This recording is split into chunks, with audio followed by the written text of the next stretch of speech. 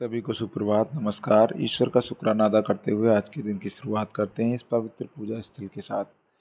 हालांकि संत में आता है कि मानव शरीर जो है वो सबसे पवित्र पूजा स्थल है परमात्मा की प्राप्ति के लिए, लेकिन इंसान ने कुछ पूजा स्थल बना रखे हैं। इनके प्रति सम्मान, संस्कार और ईश्वर के प्रति अपनी भावना के साथ हम आज के दिन की शुरुआत करते हैं। और आज हम इस पवित्र मंदिर के दर्शन करते हुए चर्चा करेंगे गीता के दूसरे अध्याय के 20वें श्लोक में। परिस्थिति कुछ ऐसी है कि अर्जुन अभी भी लड़ने के लिए तैयार नहीं है, तो भगवान इस श्लोक के माध्यम से उन्हें क्या संदेश देते हैं, आइए देखते हैं। बड़ा ही मार्मिक, बड़ा ही अद्भुत संदेश है जो आज कल के हमारे मानव जीवन में भी सटीक बैठता है। भगवान समझाते हैं, ये ना जन्म है न मृत्यु है, नित्य है, सनातन है। देह आती जाती रहती है, आत्मा का क्या बिगड़ता है। प्रकृति का बहाव है, प्रकृति में जो कुछ भी आता है, कभी कुछ आता है कभी कुछ जाता है। जो आया है वो सत्य नहीं है, जो गया वो भी सत्य नहीं है। तुम किसके लिए शोक कर रहे हो? ना मोह करो ना शोक करो, कर सकते हो तो प्रेम करो, और प्रेम उससे करो जो तुम्हारे विनाशी स्वरूप से तुम्हें मुक्त कर देगा। तो श्री कृष्ण अर्जुन से कह रहे हैं कि तुम किससे प्रेम कर रहे हो? तुम सामने जो लोग खड़े हैं उनसे क्यों प्रेम कर रहे हो? वो सत्य नहीं है, वो आए हैं वो चले जाएंगे।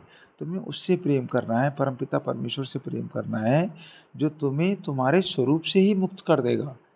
तुम भी सत्य नहीं हो, तुम भी आए हो, तुम भी चले जाओगे।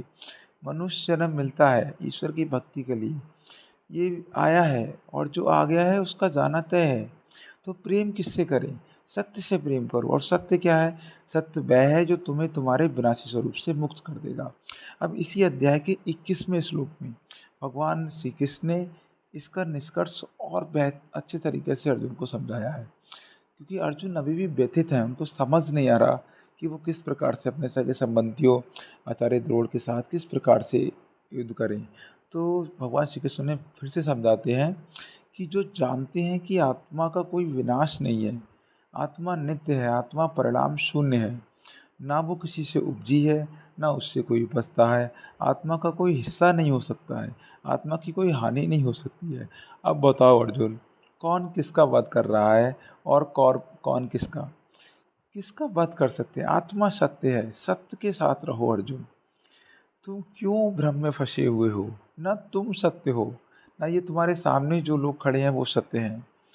सत्य आत्मा है, आत्मा सत्य है, उसका कोई हिस्सा ना उस आत्मा उपजती है ना आत्मा का से कुछ उपजता है।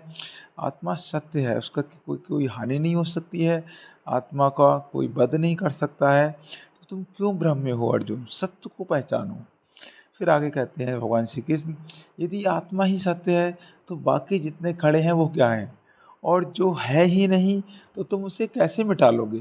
तुम उनका वध कैसे कर लोगे? जो वध कहाँ हुआ और किसका हुआ?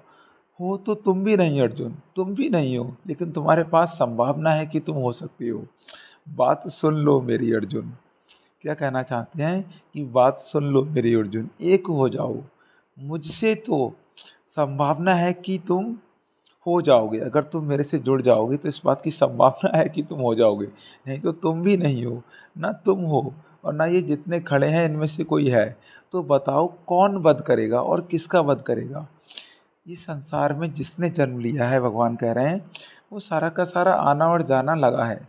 जो आया है उसे जाना है, जो किसी को कभी जाना है, किसी को कभी जाना है। तो कौन किसका वध कर सकता है? कोई किसी का वध नहीं कर सकता। आत्मा सत्य है, अजर है, अमर है, अविनाशी है। हमें ईश्वर के सत्य रूप का को प्रेम करना है, वही हमारे प्रेम के योग्य है। भगवान के सुंदर उपदेश के साथ आज के दिन की शुरुआत करते हैं, ईश्वर को नमन करते हैं। जय श्री राम, जय श्री कृष्ण। आपका दिन शुभ हो।